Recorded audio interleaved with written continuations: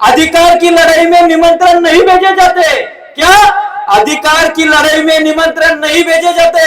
जिसका जमीर जिंदा है वो खुद समर्थन में आ जाता है। हमारे हक पर जहां आ जाए टकराना जरूरी है, और तुम जिंदा हो तो जिंदा नजर आना भी जरूरी है। तरी सुद्धा आम्ही शंभरची आवड हे काही पेटायला तयार नाही, आम्ही पेटतच नाही। आणि हेच सत्ताधारी लोकांना कळलेलं आहे। आम्ही तुम्हाला म्हणणार नाही भाजपला मतदान करा, काँग्रेसला करा, राष्ट्रवादीला करा, शिवसेनेला करा, मनसेला करा, ज्याला मतदान करा त्याला मतदान करा, परंतु निवडणूक झाल्यानंतर ज्यांना जे आश्वासन दिलं बाप दाखवण्याचं श्राद्ध घाल, ही भूमिका शेतकऱ्यांना घेतली पाहिजे, तरच शेतकरी जगणार आहे, नाहीतर शेतकऱ्याचा विषय आटपलेला आहे। किमान स्वतःच्या फायद्यासाठी तरी एकत्र या। आहे कसे म्हणावे या देशात लोकशाही, खुर्चीमध्ये बसले तर कुणाचे खरे शिपाई, निष्पापांना घालतात गोळा आणि चोरट्यांचा सत्कार करतात राजेशाही, चोरट्यांचा सत्कार करतात राजेशाही। अगदी तशीच परिस्थिती या ठिकाणी झालेली आहे। आम्हाला तुमचा भौतिक विकास काहीच कामाचा नाही, जर आम्हीच राहिलो नाही तर तुमच्या भौतिक विकासाला काहीच अर्थ नाही आहे। त्याच्यामुळे शेतकरी जगला पाहिजे। या राज्याचं सर्वाधिक नेतृत्व ज्या माणसाला केलं होतं त्यांचं नाव आहे वसंतराव नाईक। 11 वर्ष मुख्यमंत्री होते आणि हरित क्रांतीचे जे प्रणेते होते, आणि त्यांनी सांगितलं होतं की शेतकरी जगेल तर कोण मरेल। ध्यान देऊन ऐका, शेतकरी जगेल तर कोण मरेल आणि शेतकरी मरेल तर कोण जगेल। महत्वपूर्ण 2 वाक्य येते, शेतकरी जगेल तर कोण मरेल, आणि शेतकरी जगला तर सगळे पोटाला पोटभर खातील, आणि शेतकरी मेला तर सगळे उपाशी मरतील। त्या वसंतराव नाईक कुठं आणि आताचे देवेंद्र फडणवीस साहेब सध्या आम्हाला आश्वासन दिलं की आम्ही तुमची कर्जमाफी करू। केली का कर्जमाफी तुमची? 16 लाख कोटी रुपये उद्योगपतींचे माफ केले। अनेकांना पुळका येतो अर्थव्यवस्थेचा, अनेकांना पुळका येतो राज्याचा, पण तो पुळका येत असताना मला त्या सामान्य माणसाला, जो शेतकरी स्वतःला समजत नाही, जो स्वतःला मध्यमवर्गीय समजतो, त्याला मला सांगायचंय की उद्योगपत्यांचे जर 16 लाख कोटी रुपये माफ केले जात असतील, रायटरच्या नावाखाली साफ केले जात असतील, तर शेतकरी किती मागतोय? 35-40 हजार कोटी मागतोय। अहो आम्ही काय फुकट मागतोय का? ते आमचा हक्क आहे, आणि तो हक्क मागण्यासाठी इथं आलोय आपण। अधिकार की लड़ाई में निमंत्रण नहीं भेजे जाते। क्या अधिकार की लड़ाई में निमंत्रण नहीं भेजे जाते? जिसका जमीर जिंदा है वो खुद समर्थन में आ जाता है, जिसका जमीर जिंदा है वो खुद समर्थन में आ जाता है। हमारे हक पर जहां आ जाए टकराना जरूरी है, और तुम जिंदा हो तो जिंदा नजर आना भी जरूरी है। भारत माता की असं म्हणून तुम्हाला गंडवलं जातं। शेतकरी चळवळीमध्ये काय, भारत मातेला आमचा विरोध नाही आहे, आमचं म्हणणं आहे या मातीला समृद्ध करणारा, एका दाण्याचे 1000 दाणे करणारा, तो आज शोषित आहे, तो आज वंचित आहे, तो आज प्रवाहामध्ये नाही आहे।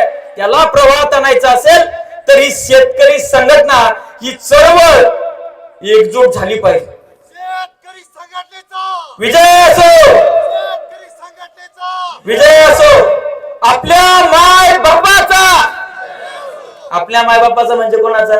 आपली माय कोण आहे? शेतकरी आहे। आपला बाप कोण आहे? शेतकरी आहे। अरे शेतकऱ्याची औलाद आहे। आदरणीय बच्चूभाऊ नेहमी सांगतात की आम्ही ना मुसलमान आहे, ना आम्ही हिंदू आहे, ना आम्ही ख्रिश्चन आहे, अरे आम्ही किसान की औलाद आहे, आणि म्हणून आपल्याला गर्व असला पाहिजे।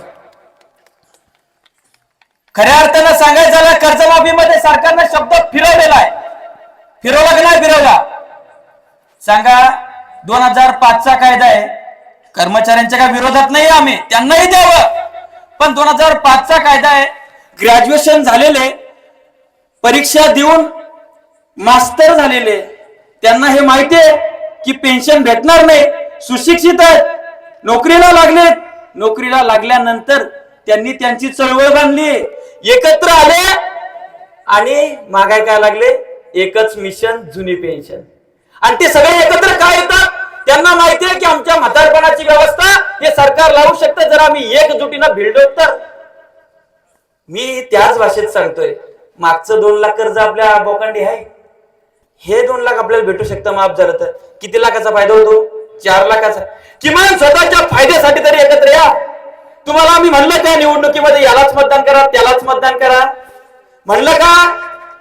म्हणलं असेल तर पुढच्या वेळेस माफी मागतो। काही लोकांसाठी म्हणलं आम्ही की यालाच मतदान करा। गंगाधर शक्तिमान निकला, आहे का नाही? आणि काही लबाडांना सांगू इच्छितो की कावळ्याच्या शापांना काय मरत नसते. आमचा हेतू काय निवडणूक लढायचा इथं? बच्चूभाऊचा मतदारसंघ कुठला आहे? अचलपूर मतदारसंघ आहे. काय गरज आहे त्या माणसाला वन महाराष्ट्रभर फिरायची? काय गरज आहे? किंवा आमचं रक्त घ्या पण कर्जमाफी द्या. आमच्या सचिन जाधव, त्याची बायको ज्योती जाधव, परभणीचा माळसुर्णा गावचा सचिन जाधवने आत्महत्या केली. त्याच्या बायकोनं आपला नवरा गेला, आता संसार कसा हाकायचा, गाडा कसा हाकायचा म्हणून तिने आत्महत्या केली. तिच्या पोटात 7 महिन्याचा गर्भ होता. तो गर्भ सरकारला दिसला नाही, तो दिसला बच्चूभाऊंना. जेव्हा त्यांना माहित झालं, त्यांच्या गावात जाऊन रक्तदान शिबिर घेतलं. तरी सुद्धा आम्ही शंभराची अवलाद हे काही पेटायला तयार नाही. आम्ही पेटतच नाही. आणि हेच सत्ताधारी लोकांना कळलेलं आहे की यांना जातीमध्ये धर्मामध्ये बाटवायचं, निवडणुका काढून घ्यायच्या आणि नंतर मग काय. आता तुम्ही थोडा तरी प्रतिकार करता का? मी तुम्हाला सांगतो तुमचं आर्थिक स्वातंत्र्य कसं हिरवलं जातं मी तुम्हाला थोडक्यात सांगतो. यांच्या जाहीरनाम्यातून कर्जमाफी देतो म्हटले, कर्जमाफीचा चकार शब्द काढायला तयार नाही. आणि अजित पवार काय म्हणतो की मी बोललो का? मगरुरी किती त्याची? मी बोललो का? मीडियाही प्रश्न विचारायला तयार नाही. आणि ज्यानं कर्जमाफीचं आश्वासन दिलं ते तो बोलायलाच तयार नाही. दुसरा मुद्दा, त्यांनी सांगितलं होतं की आम्ही 12,000चे 15,000 रुपये करू. अर्थसंकल्प झाला, त्याच्यामध्ये कुठल्याही प्रकारची तरतूद केली नाही. म्हणजे तुमच्या तोंडाला दुसऱ्यांदा पानं पुसली. पहिलं म्हणजे कर्जमाफी, दुसरं म्हणजे 12,000चे 15,000 होणार नाही. तिसरा मुद्दा सांगतो मी तुम्हाला. ते काय म्हटले होते? MSP वर 20% अनुदान देऊ, मिनिमम सपोर्ट प्राइस, किमान आधारभूत किंमत. जसं की आपण सोयाबीनचा पेरा मोठ्या प्रमाणात आहे, सोयाबीनचं उदाहरण घेऊ आपण. 4,892 रुपये हमी भाव. आणि त्या 4,892चे 20% म्हणजे 978 का काहीतरी रुपये होतात. तसे ते 5900 रुपये होतात. आणि अशा पद्धतीनं 900 रुपये प्रति क्विंटल माग सरासरी शेतकऱ्याचं उत्पन्न ठरवून एकरी तो भाव फरक सरकारच्या बापाला देणं भाग आहे. परंतु आम्ही शंड आहोत. आम्हाला वेळेवर ते कुठल्याही प्रकारचे आश्वासन देतात आणि नंतर काहीच करत नाही. बरोबर. चौथा मुद्दा सांगतो. त्यांनी 1 रुपयात पीक विमा आणला होता. 1 रुपयात पीक विमा म्हणजे काय? तर आम्ही जो विमा फाडतो त्या विम्यासाठी जवळपास 2 ते 2.5 हजार कोटी रुपये खर्च येत होता. तो खर्च आमचा सरकार भरत होतं. परंतु सरकार म्हणतं आणि सरकारचा उपमुख्यमंत्री अर्थमंत्री म्हणतो की शेतकऱ्यांनी आम्हाला चुना लावला. शेतकऱ्यांना तुला चुना लावला नाही, परभणी शेतकऱ्यांना तुझ्या गाडीवर चुना फेकला आणि तू सिक्युरिटी काढून जरा फिर. तेही सांगतो अजित पवार की हे झालं तर पवाराच्या आवडत सांगणार नाही, ते झालं तर पवाराच्या आवडत सांगणार नाही. अरे बाबा, लोक तोच व्हिडिओ फिरवत आहेत आणि त्यांना मला सांगायचं की तुम्ही जरा सिक्युरिटी काढून फिरा किंवा तुम्ही बुलढाण्यात कार्यक्रम घेऊन दाखवा. हे माझं अजित पवारांना आव्हान आहे. आणि हे काय बोलतोय माझा बाप काय जागीरदार म्हणून ना बोलत. ही चळवळीची भाषा आहे. चळवळीचा कार्यकर्ता कोणाला काहीच समजत नाही. कारण की आम्ही आमचा जीव मुठीत धरून जगत असतो. तो कधी गेला तरी गेला. नंतरचा मुद्दा तुम्हाला सांगतो. यांनी काय केलं? एकंदर सर्व शेतकऱ्यांना असं काय गंडवलं म्हणे तुम्हाला सोयाबीनला 6,000 रुपये भाव. किती हजार रुपये? 6,000 रुपये. मिळाला का तुमच्या सोयाबीनला 6,000 रुपये भाव? मिळाला का? तुम्ही थोडाफार प्रतिकार करता? आज तुम्हाला पर्यायी पिकाची गरज आहे का? पर्यायी पीक तुमच्याकडे एकमेव तुम्हाला जिओचाच रिचार्ज करावं लागतं. त्यांना 1200 महिना जरी केला तरी तुम्हाला जिओच मारावं लागतं. कारण की तुमच्या गावामध्ये दुसरी नेटवर्कच नाहीये. याला म्हणतात एकाधिकारशाही, याला म्हणतात मोनोपोली. अगदी तशाच पद्धतीनं तुम्ही सोयाबीनच पेरावं, दुसरा पर्याय तुमच्या जवळ नाहीये. आणि तो पर्याय देण्यासाठी कृषी विभाग कसल्याही प्रकारचा प्रयत्न करत नाही. दरेगाव मधल्या लोकांना पीक विमा आला का? त्यांनी मला हो किंवा नाही सांगावं. किंवा आजूबाजू शेतकरी पीक विमा तुम्हाला आला का? नाही आला. पण तुमच्या शेजाऱ्याला कदाचित आला असेल. गावातल्या 4-5-10 लोकांना विमा आला असेल, तो बऱ्यापैकी आला असेल. त्यांना प्रतिनिधींना पैसे पण दिले असतील. पण त्यानं सांगितलं असेल की बाबा मीच देतो पण मपलच करायचं. शेजाऱ्याला तो सांगत नाही. खेकडा प्रवृत्ती आपल्यामध्ये मोठ्या प्रमाणात आहे. परंतु मी तुम्हाला शब्द देतो, पुढचा जो आहे आता कदाचित त्यांनी ते टिगर आहे विमा संरक्षण आपण ज्याला म्हणतो ते त्यांनी काढून टाकलंय. जो आतापर्यंत शेतकऱ्यांना विमा मिळायचा तो कशाच्या माध्यमातून मिळायचा? एक पहिलं टिगर होतं म्हणजे राज्य शासनानं टाकलेलं होतं की जर प्रतिकूल हवामानानुसार जर तुमची पेरणी होऊ शकली नाही तर त्या ठिकाणी तुम्हाला विमा अग्रिम मिळू शकतो. जर तुमचं पीक लावलं आणि 21 दिवसाचा पावसाचा खंड जर पडला आणि त्या 21 दिवसामध्ये जर का ते कलेक्टरनं डिक्लेअर केलं, म्हणजे ग्रामविकास विभाग, महसूल विभाग आणि कृषी विभाग या तिघांचं एक पथक तयार होतं, आणेवारी ठरते आणि मंडळानुसार तुम्हाला तो विमा अग्रिम मंजूर केला जातो. तिसरा मुद्दा आहे की स्थानिक नैसर्गिक आपत्ती. आता जर तुम्ही तुमचा विमा स्टेटस काढायला गेले तर त्याच्यामध्ये वर दिसतं यील्ड बेस, म्हणजे काय, पीक कापणी प्रयोग आधारित, तर ते 0 दिसतं. आणि खाली जर तुम्हाला विमा मिळाला असेल तर, तुम्ही जर चिरीमिरी दिली असेल तर खाली दिसतं लोकलाईजच्या पुढे म्हणजे काय, स्थानिक नैसर्गिक आपत्तीचा तुम्हाला विमा मिळालेला आहे. ज्या लोकांनी तक्रार केली योग्य वेळेमध्ये त्या लोकांनी जर पैसे दिलेले नसतील तर त्यांना 1000, 2000, 1500 असा विमा आलेला आहे. ज्यांनी 500-1000 रुपये दिले त्यांना 30, 35, 40, 25,000 असा विमा आलेला आहे. मायच्या सांगा खोटं आहे का?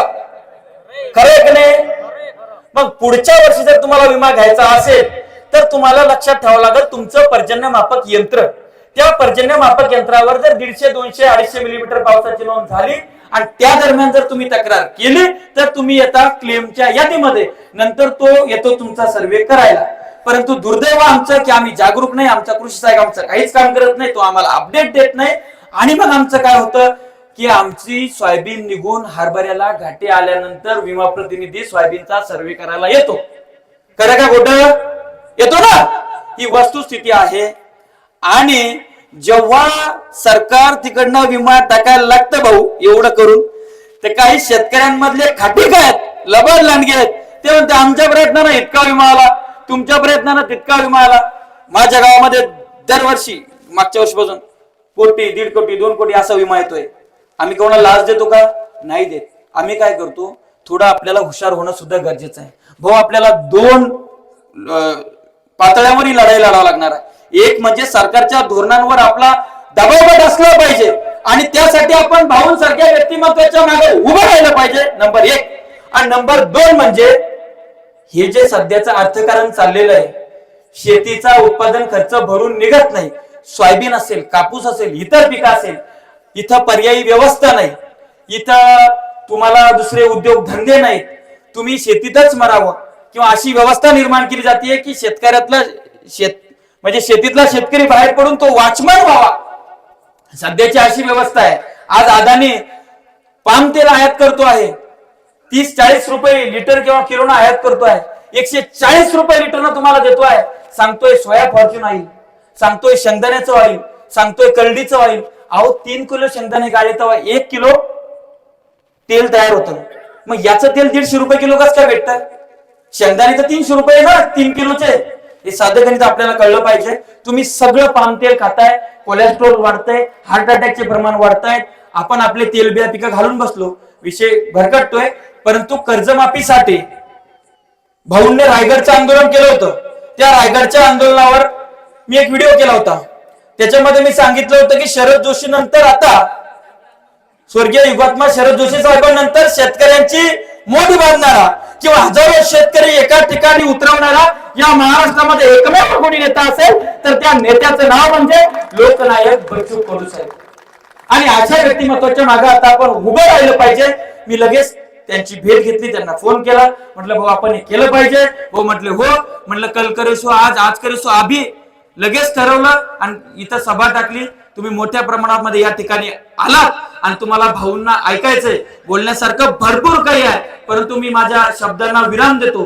गेल्या 2-4-8 दिवसापासून आमच्या आत्माराम गाड्या असतील, समाधान गाड्या असतील आणि अनेक आमची मित्रपरिवार आहे आमच्या सोबत, कोणाचं नाव घेण्यात कदाचित मी विसरू शकतो. आणि तुम्हाला माहिती आपण आयोजकाच्या भूमिकेमध्ये आहे आणि ही गर्दी त्या सरकारला दाखवावं लागते. त्यामुळं आपल्याकडे ट्रेन लोक नाही आहेत, कारण की जो प्रस्थापित नेता असतो त्याच्याकडे सगळ्या गोष्टी असतात, त्याच्याकडे टीम असते, हे असते. आपल्यालाच मागे जाऊन फोटो काढावा लागले, पुढे येऊन कॅमेरा लावावा लागला, या सगळ्या सेटिंगा आपल्यालाच करावं लागतात आणि आपल्यालाच आपल्यासाठी करावं लागणार आहे. माझी तुम्हाला कळकळीची विनंती आहे की चळवळीच्या मागे उभं राहायला शिका. आम्ही तुम्हाला म्हणणार नाही भाजपला मतदान करा, काँग्रेसला करा, राष्ट्रवादीला करा, शिवसेनेला करा, मनसेला करा. ज्याला मतदान करा त्याला मतदान करा. परंतु निवडणूक झाल्यानंतर ज्यानं जे आश्वासन दिलं बाप दाखवण्याचं श्राद्ध घाल ही भूमिका शेतकऱ्यांना घेतली पाहिजे, तरच शेतकरी जगणार आहे, नाही तर शेतकऱ्याचा विषय आटपलेला आहे. ज्या ज्या लोकांनी आम्हाला थोडंफार आर्थिक सहकार्य केलं, ज्या ज्या लोकांनी हे सगळं घडून आणण्यासाठी आम्हाला मदत केली, जे जे लोक स्वतःच्या खर्चानं बाहेर गावावरून या ठिकाणी आले, मी त्यांचे मनापासून आभार मानतो, धन्यवाद देतो. माझ्या वाणीला विराम देतो. जय जिजाऊ, जय शिवराय, जय जवान, जय किसान.